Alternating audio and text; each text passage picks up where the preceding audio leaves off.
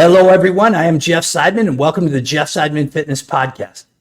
Today, I've got a real special treat for you, and that is me. I was one of the original winners of the 1997 12-week Body of Work Challenge. I don't have my before and after pictures, which is kind of crazy. I searched the internet for them, and I can't find them. But here is the magazine that got it all started. The January 1997 issue of Muscle Media magazine that promoted the 12-week challenge, with the winner getting that badass red Lamborghini right there and a $50,000 cash prize. I'm going to be answering some of the same questions I asked my fellow winners, so I hope you're ready for an interesting interview. So the first question I asked was, take us back to the moment you saw the January issue of Muscle Media magazine, and did I decide right then and there to enter, or did I think on it for a while? And the truth is, I saw the magazine. I remember walking into the bookstore. I did not have a subscription to it, so I walked into the bookstore and I saw the magazine, and it stood out even on the bookshelf because it was a red Lamborghini Diablo on the cover. I went right over to it and I started reading about the contest, and I decided right then and there I was going to enter the contest, and I also decided, which is kind of crazy, I was going to win it. So the next question I asked was, what was going on in your life back then? And back then I was a bellman at a hotel, and I also worked at a fitness club, kind of in management a little bit. So I worked as a bellman during the day, and then later in the afternoon, evening, I worked kind of in management at a fitness club. And then I was also going to school for real estate, and my girlfriend and I had just begun investing in real estate back then. So I had a pretty busy life. And the next question I asked was, had I ever achieved a strong and muscular physique, like the picture that won the contest for me? And I never achieved a physique that was so strong and so muscular. I had been in shape most of my life. It's just prior to entering the contest, I'd say about a year and a half prior, I decided to get more into martial arts and cardiovascular exercise. So I was running every day. I was doing martial arts, and I wasn't really focusing on weight training. But what happened was I had been contemplating starting to work out again because I like the way my body looks with more muscle on it. And when I saw that magazine, basically that was the all I needed to get me started to start working out again. So the next question I asked everybody was, in 1997, we didn't have access to information like we have today. The internet was just the beginning, and there was no social media. So how was any of the competitors able to get the information they needed to make such an amazing transformation? And the truth was, I was very interested in health and fitness all of my life. So I was constantly reading about physiology, biology, nutrition. And then I was also reading Muscle Media magazine, which was called Muscle Media 2000 back then. But they gave the best information that was available back then, cutting edge information on nutrition and getting fit. Unlike the other magazines that were available, most of the magazines that were available were Weeder magazines, and they were really promoting their products, not really telling you how to get in shape. They would take you to tell you to take their amino acids or their other powders or potions. And they would say that's how the professionals got in shape, was doing that. But Bill's magazine, Muscle Media, was the first one to come along and really tell the truth and not bullshit anybody, which was great to have, because there was so many people that were struggling to build a great body, and they weren't achieving it because they were just following what the other magazines said. And then once Bill's magazine came along, he started to give legitimate information about really building a strong, healthy body in the proper way. So anyways, the next question I asked was, speaking of nutrition, what was a nutritional plan they followed and I followed to put on so much muscle while keeping my body fat low as well? The nutrition plan I followed was, when I really think back on it, in an earlier interview with one of the other competitors, I think I said I was eating about 3,000 calories a day. But when I really thought back on it, I was actually eating about 5,000 calories a day. But they were all clean calories. It was all whole, healthy, natural food. And then whatever I couldn't get in whole, healthy, natural food, I actually drank Bill's shakes. So there was two different types of shakes that Bill had back then. Most people don't remember, but I took Phosphagain, and Phosphagain was an incredible shake that had all kinds of nutrients in it. And it really didn't taste that good, but it was massively beneficial. So I did Phosphagain most of the time. And then I would add Myoplex shakes to that. But Phosphagain and eating a bunch of food, whole, healthy, natural food combined with very dense nutrition shakes. So the thing is, the next question I asked was about the workout routine. And so I said, explain the training program, followed to pack on all that muscle, because I did pack on a lot of muscle. It was about 30 pounds of muscle in 12 weeks. And that was really, I trained 6 days a week back then, pure weight training. I didn't do any cardio at all. I didn't need to do cardio because my goal was not to lower my body fat. I always had low body fat because I always ate healthy, and I never ate junk food. I really never ate processed food. So my goal was just to put on as much muscle as possible. So I trained 6 days a week, and I would train basically 3 days to do the whole body. So day one would be chest and back. Day two would be legs. And then day three would be shoulders and arms, which is what I still follow today. I still follow the 6 day a week training program. And I still do that split, chest and back day one, day two legs, and then day three shoulders and arms. And I trained to absolute muscular failure on every single exercise, on every single set. And then I just pounded in the nutrition. So it was a lot of really intense muscular weight training, and then really high quality, high calorie nutrition. So the next question that I asked was, I've trained thousands of clients, and I found by far the most difficult part of the transformation is the emotional control, the ability to stick to it even when the going gets tough. When there's no motivation, there's no inspiration, and you haven't slept, and maybe you're frustrated with life. And so I asked them how they were able to stick to it and still stick to it today. They all still are training, and so am I. And I always had I always had a disciplined mindset, but I didn't really have specific goals. So whenever I would decide to do something, I would go full bore on it. But I would never stick to the goals long term. I was always fit because I always was active. But once I did the challenge and I achieved that high level physique and high level health, I decided I was going to stay like that, and I wasn't going to back down. So I set my standards high, and I never backed down on my standards. And I realized, just like everybody else on the planet, that life is challenging, life is hard.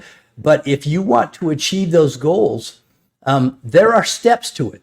And if you want to achieve those goals, regardless of how you feel or regardless of what situation you're in, you still have to follow those steps. So this is where a lot of people get screwed up, because they say, oh, life is so hard, or it's not fair, or it's challenging. It doesn't matter, because if your goal is to achieve your ultimate goal, you still have to follow those steps no matter how you feel. And this is where everybody gets caught up. They let their emotions come into play. And so they'll say, oh, I worked out already 5 times this week. It's okay if I skip a day, or I worked out hard today so I could eat pizza. And they start lowering their standards, and then they ultimately lower them some more. So I always kept my standards high. I still do. And I just understand that life is challenging. It's always going to throw challenges your way, and life, not to sound horrible, but life doesn't really care about you. It doesn't matter if there's bad shit going on in your life or not. It's the world's going to keep on spinning, and whether you're staying healthy and fit or not, the world actually doesn't care. Life goes on. So I like looking great and I like feeling great every day. So I keep my standards high, and no matter how I feel, I still eat properly and I still train hard. And the older I get, the greater the rewards. Because now when I look at myself at 62, I'm going to be 63 soon, and I compare myself to somebody else my age, it's a whole different category because I still, to this day, maintain those high standards.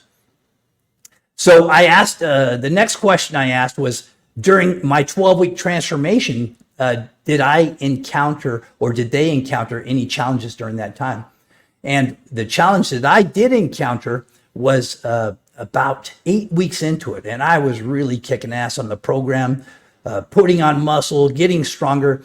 But I was actually training so hard and working so much and going to school and overwhelming my body physically and psychologically. And my immune system just got weak, and I ended up getting the flu. And not a cold, I actually got the flu. And what happened was I knew I was really sick because I was shaking and had a high fever, but I still decided to go to the gym and get in my workout. And that day was a chest and back day. And normally I would do the 100-pound dumbbells for 10 or 12 reps on the chest press. And I barely got one repetition. And then I said to myself, you need to take some time off to let your body heal because you're so sick, you're not going to be able to build muscle because you can't even push. So I ended up taking a week off. So out of those 12 weeks, I only actually trained for 11 weeks. I still ate perfect. Even when I was sick, I still ate perfect. Anyway, so it says, once you finished your 12-week transformation challenge and saw your before and after photos side by side, was I satisfied with the results? And did I believe I was going to win? And I loved my results, but I still looked at them and thought, I could have done better, especially because I missed a week of training. And so I looked at them knowing they were impressive, but everybody's their own worst critic. It's just the way life is. But I still said, man, I could have done better. So did I believe I was going to win? I was very confident I was going to win, but missing that week cast a little doubt in me. So anyways, the next question I asked was, you mailed in your transformation packet and waited. How did they let me know I was a winner? So just like everybody else said, I was called and told that I was not a winner. As a matter of fact, it was Sean Brown, it turns out. I found out later. And I only found out from doing these interviews. Sean Brown piped up and said, hey, that was me. I called and told everybody they failed or they were losers. And so anyways, he told me, Jeff, you didn't win, but you did great. So we'd like to possibly do an article in the magazine on you. And we happen to be out there in a couple days. Would you mind if we stopped by and just talked to you? Maybe did a little interview for the magazine. And I was kind of bummed out, just like anybody would be, because I really wanted to win. But I was also happy they were willing to put me in the magazine. So that was, I was happy to do that. So I said, I'd be very happy, and I appreciate you still wanting to put me in the magazine. I said, I can only imagine what the winner must look like because I did a pretty incredible job. But again, I'm grateful, and I'd be happy to meet with you guys when you come out here. And so anyways, what happened was I happened to be at a bachelorette party. I don't know if any of you saw the documentary, but there was a couple naked girls in the background when Bill surprised me. It was kind of funny because it surprised them too. And Bill surprised me at a bachelorette party. So a couple naked girls running out in the background. Anyways, the next question was, all 10 category champions were flown out to Golden, Colorado for a 3-day weekend to be held at the EAS Muscle Media headquarters to ultimately choose one overall winner. What was it like to finally walk into the EAS Muscle Media headquarters and meet Bill Phillips and his family? Well, I felt like kind of like a deer in the headlights. It was just a dream come true for me. It was even bigger than a dream come true. I don't know if I dreamed that big, but it was a dream come true to go out there, walk into the headquarters, meet Bill Phillips, his mother, his brother, his sister, everybody in the family, and everybody that worked at EAS, because a lot of them were in the magazines as well. So that was a really amazing opportunity for me. But actually walking in the door, I'd say it was a 3-day weekend. It was Friday, Saturday, Sunday. The whole time I was kind of in a daze, just because it was surreal. It was, again, like being in a dream, and really surreal. And Bill made it such a high quality event. And as well as just everything that Bill did was very high quality and the best of the best. So just being around that energy, being around that atmosphere was incredible. So the next question was, what was it like to meet the 9 other challenge winners and that I'd be competing against to win the ultimate prize of grand champion? So when I actually met everybody, that was really cool too, because the thing is, they were all cool as shit. I loved the energy of being in the room with them. It was like electric, but it was also a little strange because I knew I was competing against them. So it was strange to feel so good to be around these people and really like these people, but also know ultimately I want to win first place. I want to win that Lamborghini, because originally the prize was a Lamborghini Diablo 50 grand, the grand champion, and the international exposure. You're going to be used a lot in the magazine.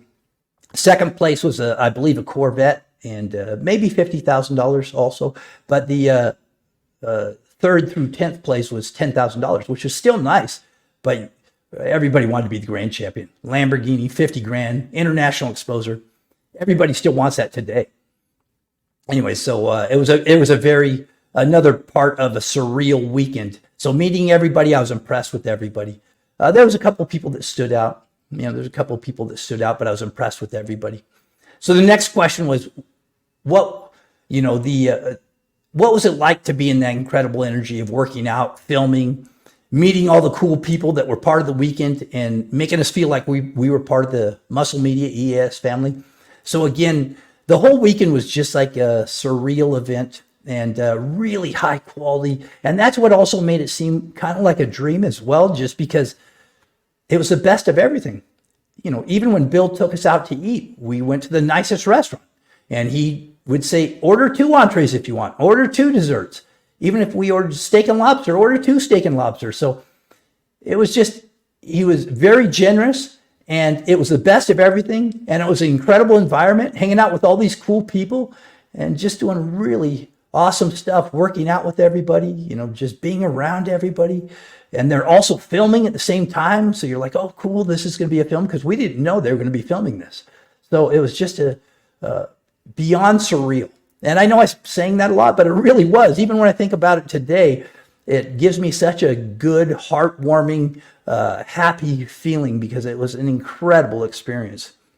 So the next question I asked was, what have I been doing with my life for the past 25 years, and what am I currently up to? So for the past 25 years, what happened was, soon after that, my girlfriend and I at the time moved out to Miami Beach, because we owned a few pieces of real estate out in Florida, but we chose Miami Beach to move to just because it was such a hip, cool place. And back then it was South Beach. We lived in South Beach, and I ended up opening a gym there, and then I ended up opening a couple more gyms, and the gyms were really fun and exciting. And right up until COVID, and then I kind of, that was 22 years of owning the gyms. I was not enjoying it as much. It was really long hours, long days. And anyways, I still loved working out. I still loved the environment, but I just didn't like being in it all day. So I ended up getting out of the gym business. I still own a small percentage of the gyms, and sold to my trainers, actually. And so so what have I been up to since then? I have some online businesses I do. And so I really do online businesses. But just within the past week, I started going to longevity clinics, peptide clinics, hormone replacement therapy clinics. There's a couple of really health optimization clinics right near me here, because all my business is online. And so I sit at home for most of the day, which is kind of boring. There's no socialization. Although I do go out a lot, I do socialize a lot. I want more interaction with humans. So I decided last week I got to start interacting more with humans, because when I had my gyms, I interacted all day, and that I really love. I'm a very social person. So I went last week to a couple clinics, and now they're all interested in hiring me. Fortunately, thank God. And so I'm going to work there part time. I don't want to work full time, just because my online businesses they do enough for me. But I want to grow still. I want to learn more. I want to be around people and socialize and have a social circle that I hang out with. But my whole thing right now is just personal growth, personal development, improving still more in my life, my intelligence, my health, my fitness, my education, my social circle. So that's what I'm currently up to. So anyways, this interview wasn't quite as long as the others, but I just, I'm having a tough time getting a hold of the other challenge winners. I have got a hold of a couple of them, and they're very busy right now, and they do want to do the podcast. They do want to be interviewed, but they have a lot of stuff going on. So I have two of them lined up.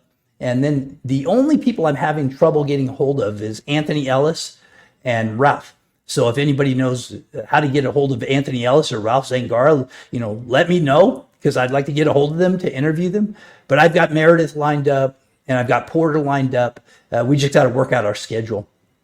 Anyway, so I just figured, since I didn't have anybody to interview, I'd let you know what my experience was like doing the Body of Work Challenge, being out there at the EAS headquarters, being involved with EAS, Muscle Media, Bill Phillips. And anyway, so thank you everybody for tuning in. I really appreciate it, and we'll see you back here soon.